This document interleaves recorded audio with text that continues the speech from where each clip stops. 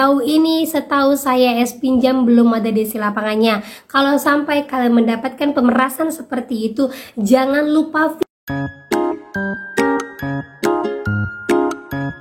Halo, assalamualaikum warahmatullahi wabarakatuh. Apa kabar teman-teman semuanya? Semoga semua dalam keadaan sehat walafiat ya. Oke, ketemu lagi kita di channel saya, channel Desi Sutriani. Kali ini saya akan membahas tentang banyak juga nih pertanyaan bagi para pemula-pemula galbay. Mbak, apa resikonya kalau kita galbay di pinjol-pinjol besar? Karena pinjol-pinjol besar ini agak sulit untuk tumbang, Mbak. Nah, kita akan bahas. Tapi sebelumnya buat kalian yang baru aja gabung di channel saya, jangan lupa klik tombol subscribe-nya, nyalakan notifikasi loncengnya agar terus tiba dengan saya. Oke teman-teman, ini dia buat kalian.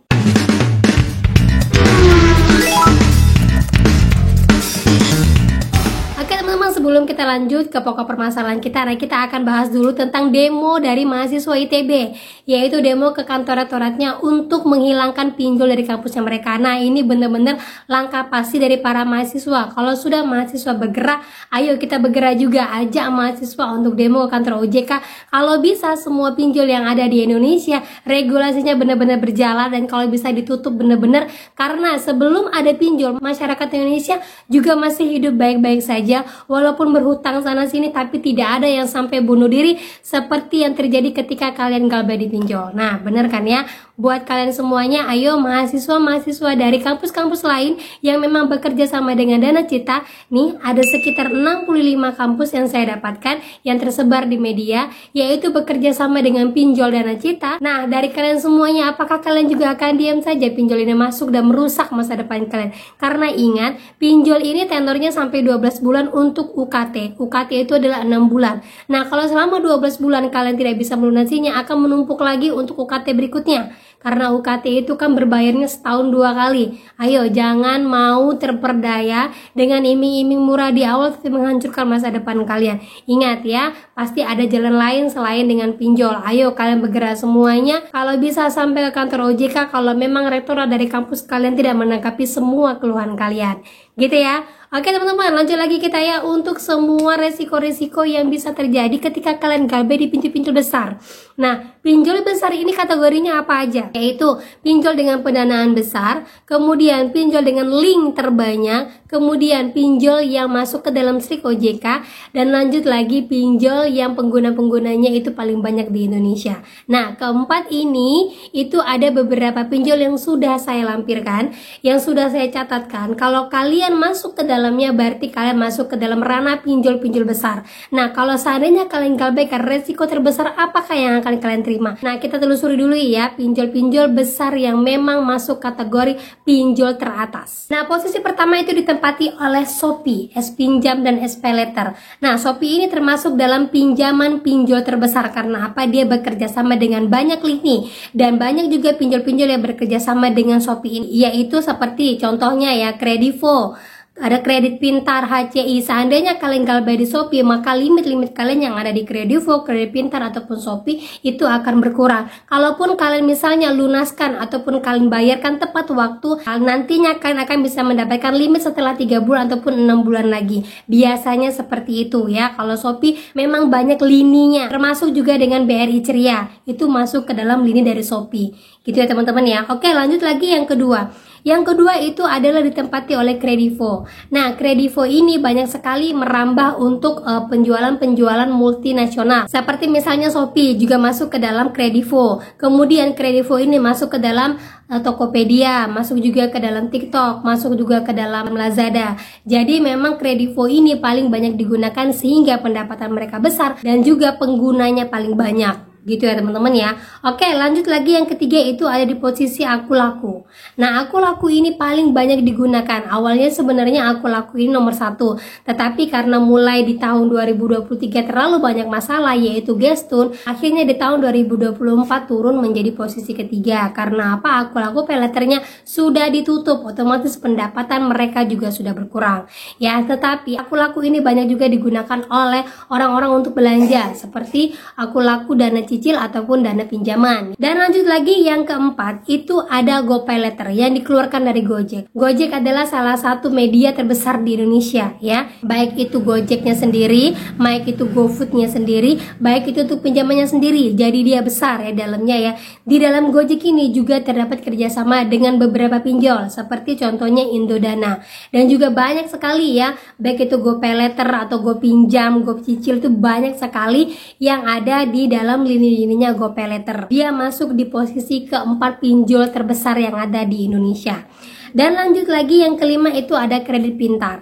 Nah, kredit pintar ini mulai banyak ditinggalkan oleh masyarakat Indonesia karena salah satunya itu masuk ke dalam SLIK dan juga DC-nya menyeluruh di Indonesia. Sehingga untuk yang di luar dari Pulau Jawa mereka lebih memilih untuk menggunakan selain dari kredit pintar. Ya, bisa jadi itu mereka menggunakan dari Sikes atau menggunakan dana ada kami dan yang lain-lain yang memang tidak ada DC-nya. Itu ya, jadi dia berada di posisi 1, 2, 3, 4, posisi kelima. Nah, untuk kategori pinjaman besar, dia besar ya teman-teman ya. Awalnya dia paling besar di tahun 2022 paling besar. Ya karena banyak penggunanya. Cuman di tahun 2023 karena beringas juga cara penagihannya masuk ke dalam SLIK OJK walaupun nilainya kecil. Nah, itu mulai ditinggalkan ya. Kemudian untuk HCI ya, HCI ini juga sama dengan kredit pintar, dia paling banyak DC-nya di seluruh Indonesia, bahkan di pelosok-pelosok Indonesia juga DC-nya ada.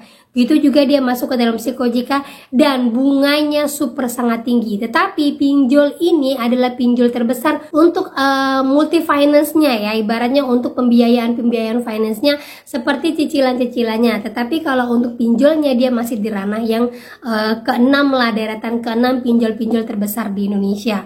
Nah, balik lagi ke atas, saya lupa menjelaskan untuk Shopee ya. Shopee ini sekalipun nomor 1 pinjol yang paling banyak digunakan Indonesia, tetapi untuk pinjamnya tidak ada DC lapangannya, tetapi dia keluar kondar bahkan sampai nelfon ke kantor kalian ketika kalian tidak ada respon sama sekali atau sampai kalian menggantikan nomor telepon kalian. Nah, baru-baru ini ada modus ya, ada beberapa teman-teman saya yang udah mengadu kepada saya bahwa mereka diperas sama orang yang mengaku DCS pinjam ya, yang mengatakan bahwa saya tidak akan datang lagi kemari kalau kalian bayar kepada saya. Nah, ini sudah banyak saya minta kepada teman-teman, ayo videokan biar kita viralkan, karena sejauh ini teman saya yang ada di daerah Jakarta sudah gabung 1 tahun lebih pun belum didatangin sama DCS pinjam. Kalau DCS PayLater itu emang sudah ada, tetapi random dan sangat sedikit sekali ya. Jadi kesempatan ini banyak digunakan oleh orang-orang yang mengaku, orang-orang di luar sana yang tidak punya pekerjaan, mengaku sebagai DC, datang ke rumah orang-orang pemula galbay yang memang tidak begitu banyak mencari informasi tentang pinjol yang ada di media,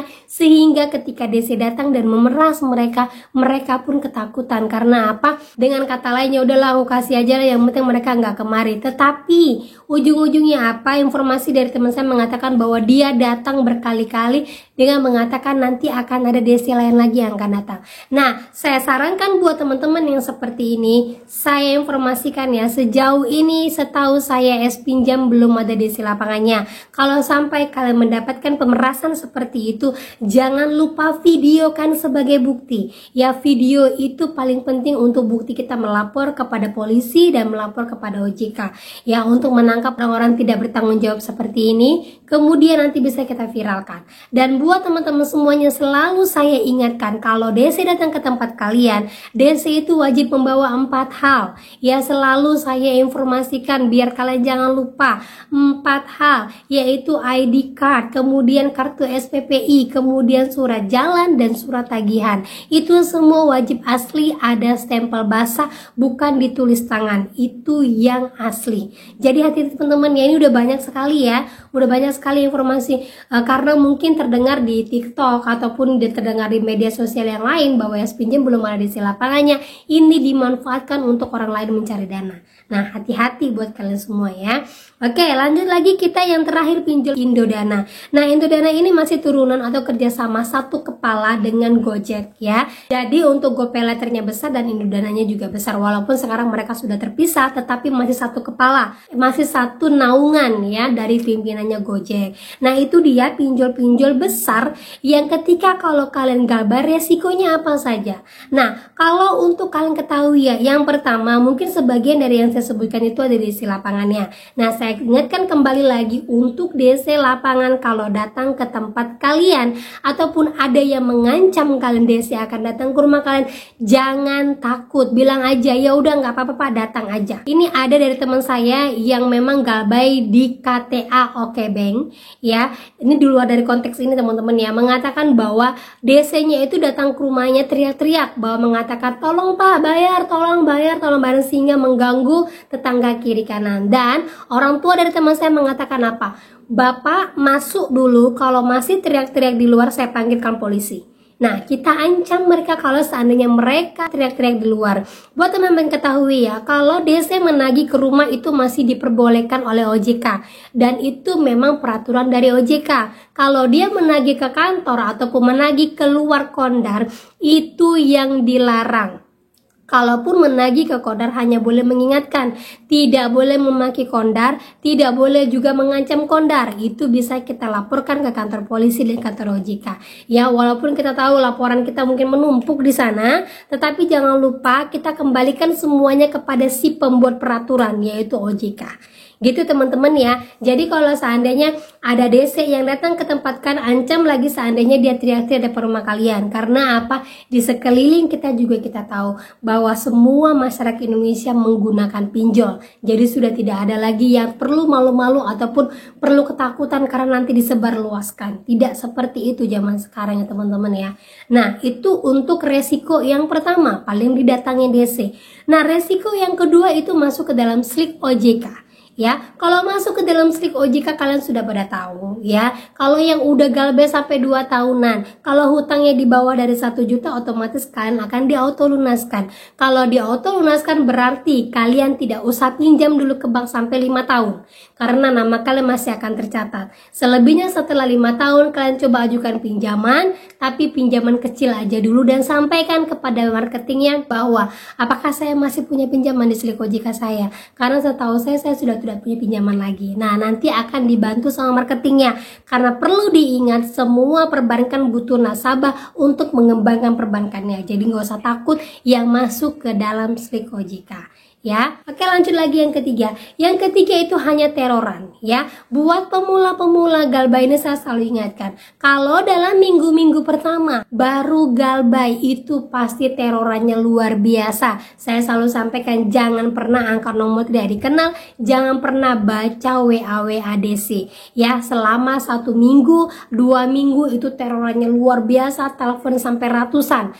Nomor kalian tetap aktif biar dia tidak keluar kondar. Nah ya, setelah itu, setelah sebulan 2 bulan mulai agak reda, ketika WA-nya baik, tolong respon. Ini permintaan saya, tolong respon. Biar nantinya dia tidak akan mencari kalian keluar kondar.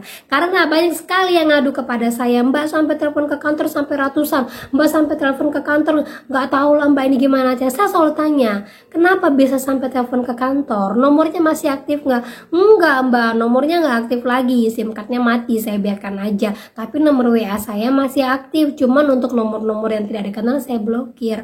Nah, untuk teman-teman semuanya ya, memang sih sebenarnya mengerikan ibaratnya ya, seperti hal yang kayak gini, tetapi perlu diingat ya, semua yang galbay itu ada risikonya.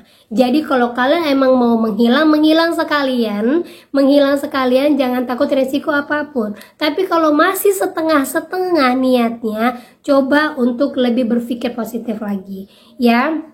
Kalian harus mempertahankan tempat kerja kalian, berarti kan harus apa? Kalian harus tetap aktifkan nomor kalian. Kalau seandainya sampai DC keluar kondar ataupun sampai juga nelfon kalian, ketika nomor kalian aktif, baru kalian laporkan kepada Cyber Polri, Kominfo, dan juga OJK. Gitu teman-teman ya. Jangan lupa semua yang galbay di Indonesia itu banyak. Semua orang yang menggunakan pinjol itu banyak. Jadi sebesar apapun pinjol tersebut, kalau semuanya galbay, otomatis pinjol tersebut lama-lama juga akan hancur. Lama-lama akan goyah. Jadi kalau seandainya kalian tetap fokuskan, kalian tetap galbaykan saja, lama-lama perusahaan sebesar apapun juga akan goyang. Gitu teman-teman ya. Oke, itu saja yang bisa saya sampaikan pada hari ini buat kalian. Semoga menjadi mood booster buat kalian dan menjadi harapan baru buat kalian agar kalian tetap kuat dalam menghadapi hari-hari kalian. Akhir kata saya ucapkan Assalamualaikum warahmatullahi wabarakatuh.